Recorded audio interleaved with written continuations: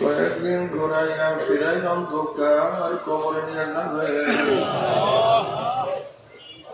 এই দুনিয়ায় কাউরে থাকতে দিবেন না। ভাই বলি বন্ধু বলি কেউ তো আপন নয়। ছেলে বলি মেয়ে বলি কেউ তো আপন নয়।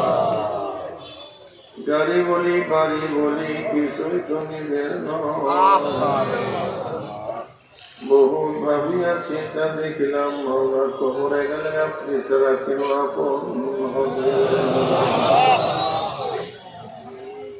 তাহলে মাহফিলকে আপনি হেদায়েতের জন্য কবুল করেন না। আমরা যারা মাহফিলে হাজির হইলাম আপনার বলি না বানায় তাদের কাউকে বিদায় দেন।